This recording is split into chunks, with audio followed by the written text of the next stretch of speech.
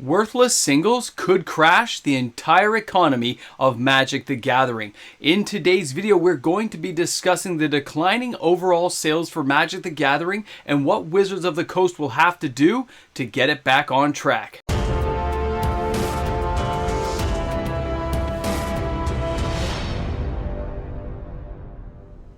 When something is worthless and has no value, they stop making it. Welcome back, everyone.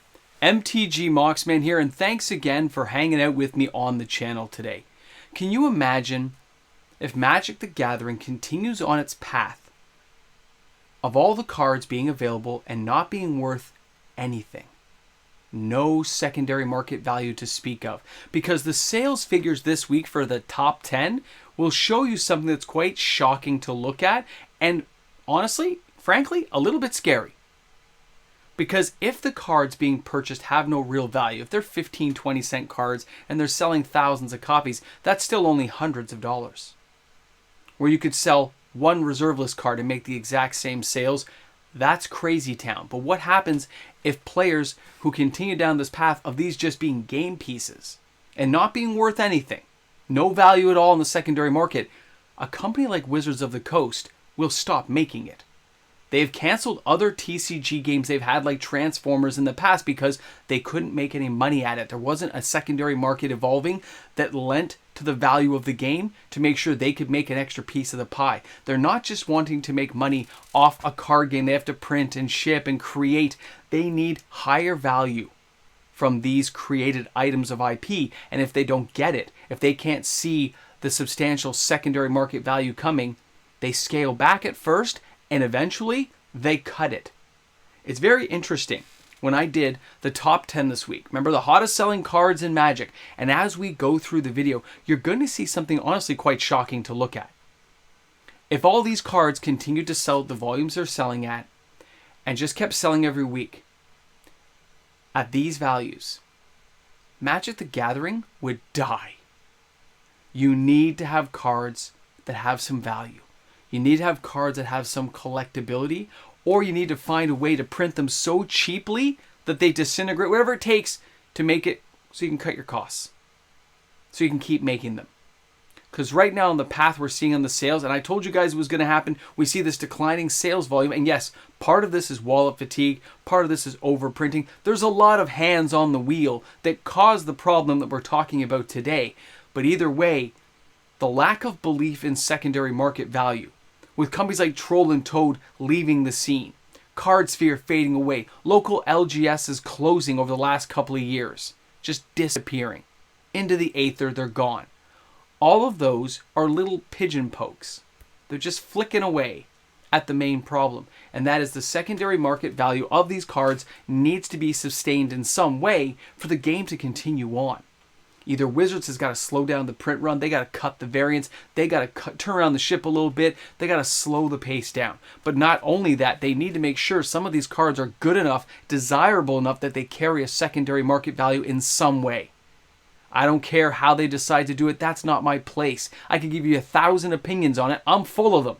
But either way, you can see the problem looming when you looked at the sales this week. And I checked hundreds of cards. And these are the highest selling sales I could find and track. And that's where things get crazy. When you compare this to a reserve list sales week, there's a reason why the top 10 reserve list may only sell 10 dual lands, 20 dual lands. But that's still higher than any number one card that we get on the top 10. Because selling 100 or 200, even 1,000 copies of Sheoldred the Apocalypse isn't even like selling a Black Lotus. It's crazy, right? But that's where you're at. And when you have all these small cards selling, and they're worth 15, 20 cents. And you sell 5,000 copies of a 15-cent card. It's $500-600. That's like the price of like an Underground Sea. It's crazy, I realize. But there has to be a middle ground found somewhere, or eventually the economy of Magic is just going to collapse. You have to be able to make money on the singles somehow, or there's no point. You're going to see what? Commons go up to $4 or $5. They're going to charge you $20 for 4 because they've got to find the cards, get them to you, and ship them to you with tracking. They're not making any money. All these small stores aren't going to do it. They're going to raise all kinds of things to make the fees higher, to make you either come into the store or do massive orders that make it worth their time to do it. It's crazy to think about, But when you let your brain trail off a bit and you see where the rabbit hole goes, it doesn't lead to a good place.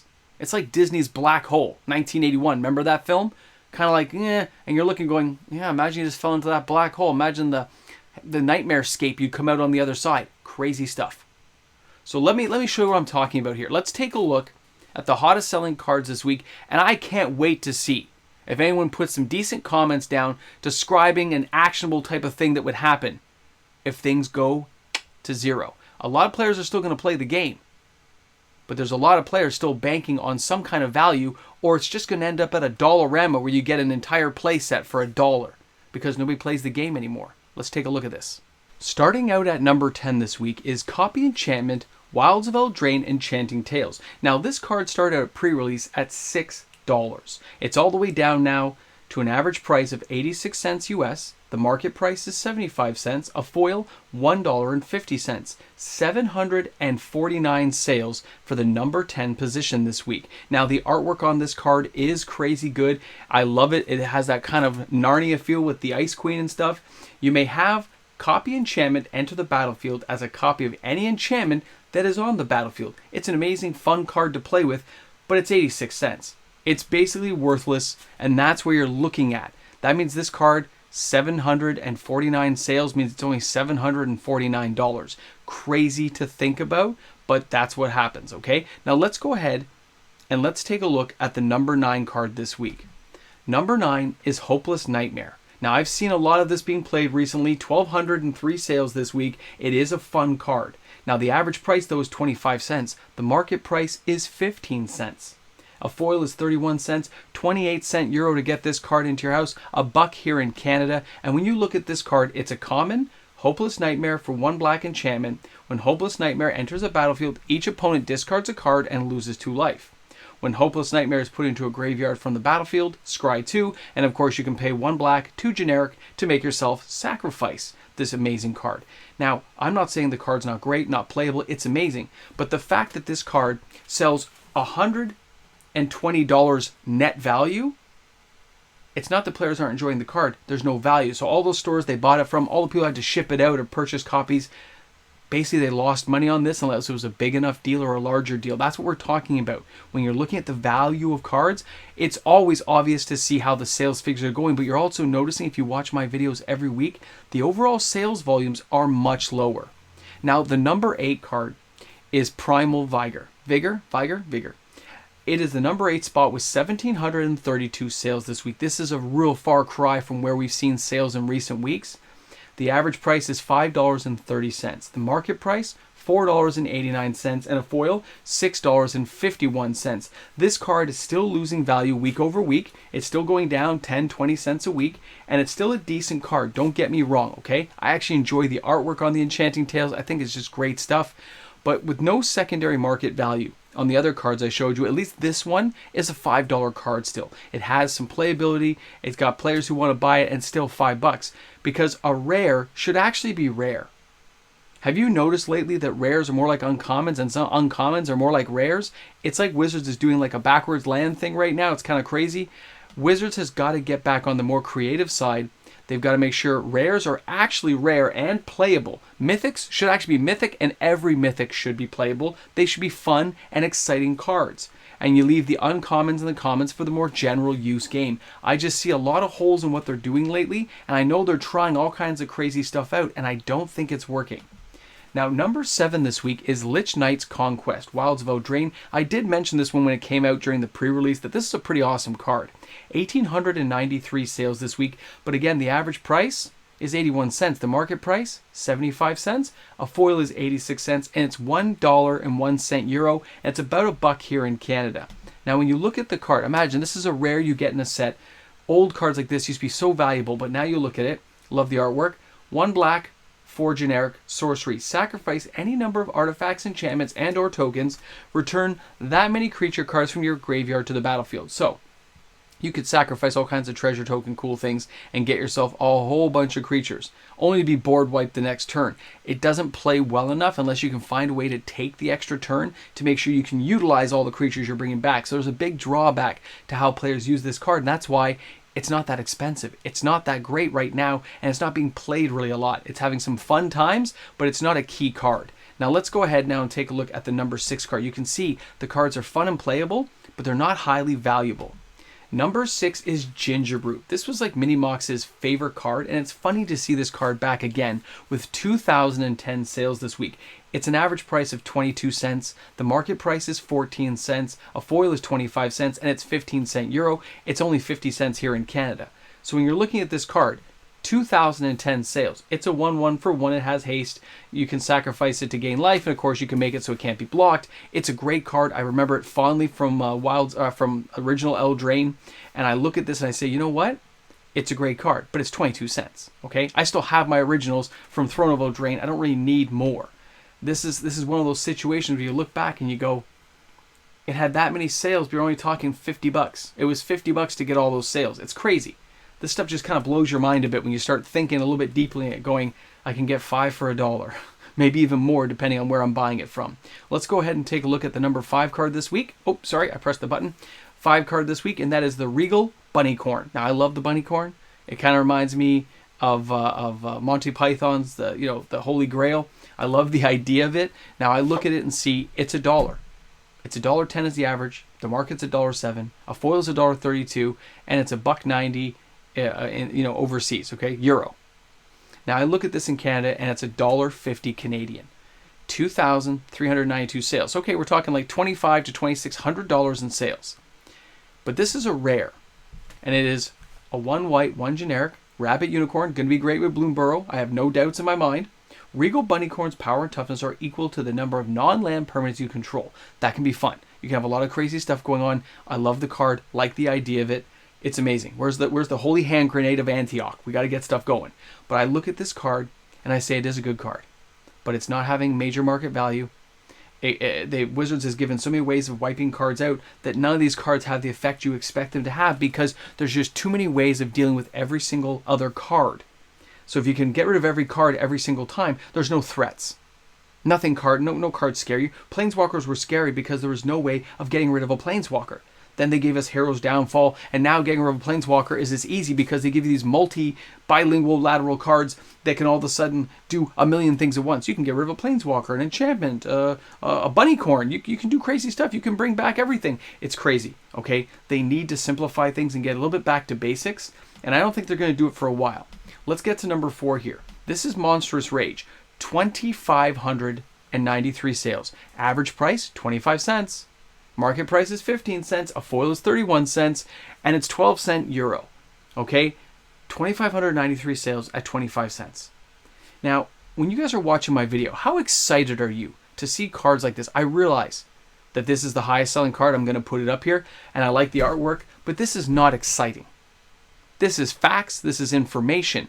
But this doesn't get the blood pumping, does it? It doesn't get my blood pumping. I don't look and go, oh, Shield of the Apocalypse is back on. Elish Norn made the list. Oh, can you imagine if Ragavan made it back on? Modern Horizons 2.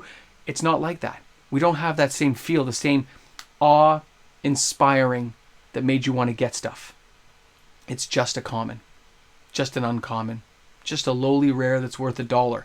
This is where things can fall apart and fall off the rails of the hype train really fast if Wizards doesn't get around to rightening and making things better. They really need to think about what they're doing right now, and again, I don't think they're there. Now, the number 3 card. I love these ones here. These are all the ley lines. Leyline of the Void, okay? I like that these cards are cheaper, and I actually believe these cards are going to rebound. So the average price for this is $2.29. The market price is $2.41. A foil, $5.60. Now, if you haven't seen a Leyline here, Leyline of the Void is a 2 black, 2 generic enchantment. It says, if Leyline of the Void is in your opening hand, you may begin the game with it on the battlefield. If a card would be put into an opponent's graveyard from anywhere, it's exiled instead. This is a great card, okay? I have friends that paid big money for this back in the day, and now it's just available. It's just there. And it's super cheap. You can just get a playset of 4 for less than $10. We used to have to pay $10, $15, $20 for each copy. I understand the need to have these amazing pieces available for everyone, but they need to retain some kind of market value. If everything goes to zero, there's no point anymore. There's no point. Because if they can't support the game by making money from it, they're going to dump the game. They're not going to go backwards on their box prices. And if cards are only worth $1, they're not going to sell enough boxes. It's going to be a weird economy. I'm telling you, some crazy stuff could happen if things continue down the path we're on. I'll be fascinated and just awe-inspired to watch everything go on and just say, how do we get here? But that's where we're at. Let's go ahead and take a look at the number 2 card. This is Unnatural Growth. Remember when this card used to be so expensive? It was like a $10, $15 card. And now, you're talking like $2. So the average price, $1.67. The market price, $1.60. And it's $2.40 for the foil, okay? Remember, these ones I think are only in English, right? So I look at Unnatural Growth. Great card, a lot of fun. I have lots of friends who still use this in some fun decks.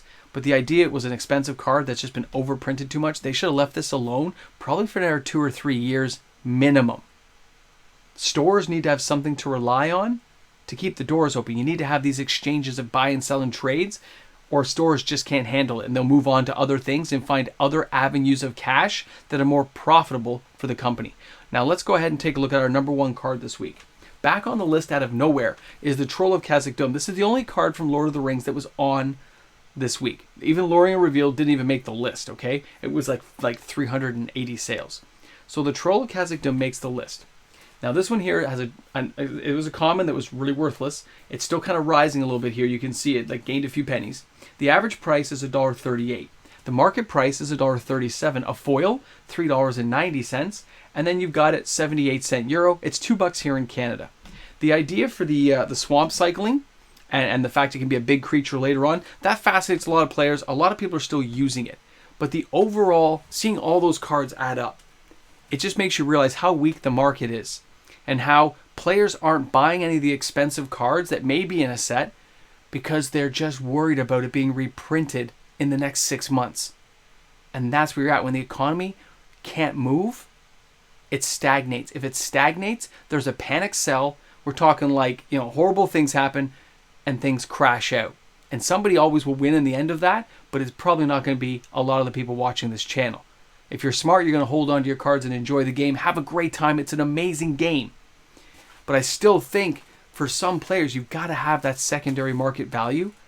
Why would I go and buy a card from a store for $50? It gets reprinted in like 5-6 months, and now it's worth like $8. Why would I ever buy cards like that again? The next time that card goes up because somebody says it's expensive, you don't believe it anymore. Because you know if Wizard sees it, they're going to reprint it. This leaves a real gap in the economy of Magic right now that has to be like somehow shifted, corrected. I don't know how it's going to happen, but I can't wait to see what your thoughts are. I want to know your guys' opinions on how you think things are going to play out. So put some comments down there in the comment section. Share your thoughts here on the channel. Let's get this community conversation going. Thanks again for hanging out with me today. And of course, if you're new to the channel, if you like hanging out here with me on the channel, don't forget to like and subscribe to the channel. And if you're shopping for any of these amazing commons, I know they're only $1 or $2, but if you're shopping for any of this stuff and you're using TCG Player, please remember to use my affiliate link found in the description of all my videos. You click the link, it takes you to TCG Player, and then you can have your shopping experience. And this channel gets a 3.5% kickback, which lets me buy things for the 20K party. I appreciate everyone who takes the time to do so. Thanks again, guys, for hanging out with me on the channel today. Looking forward to seeing you guys later. And for those who made it this far, it's Thanksgiving weekend here in Canada. I will not have a live stream on Sunday, but I will have one on Monday. I'll see you guys then. Have an awesome day. And of course, a big shout out and thank you to the fantastic patrons of my channel. Their monthly support allows for daily uploaded content. And guys, I can't thank you enough for the amazing experiences we have here on the channel. Patrons, YouTube membership members, thanks again, everyone. Welcome back to the Ramble Jamble. You made it to the end. Now, a reminder that I said at the end of the video, live stream will be, I gotta go to like the in-laws and stuff for like Thanksgiving, eat some dry turkey and stuff. So nobody's watching this, right? Nobody in the family? I hope not. Stuffing's good, but the turkey, I make a great ham. So either way, back on track here at the Ramble Jamble, the Marvel Cinematic Universe after credits, that the micro and macroeconomic issues facing Magic, the values, the box prices, it will correct itself at some point. I personally believe, my opinion. Yeah, there's a doom and gloom outlet because I'm saying that's what players are feeling because that's what they're telling me. But honestly, even if things don't work out and the game went to 0 and they stop making the game, there are hundreds of billions of Magic cards out there. The game would just get played in the secondary thing. People would still play. It would take a very long time for a game like this to die. It becomes some museum antiquity thing. It would never truly be gone from the psyche of probably the populace. There would always be people who remember it. There'll always be kids brought up playing it. But we may see new cards disappear. There may be major issues taken that you don't want to think about. But at the same time, Wizards of the Coast may autocorrect. They may do something that just turns the whole ship around. They're probably already working on it, honestly, after that Troll and Toad stuff. So I'll be curious to see how it all plays out. Fascinating times. Either way, thanks for hanging out. Thanks for being here on the channel. You guys have an awesome day. I'll see you guys tomorrow.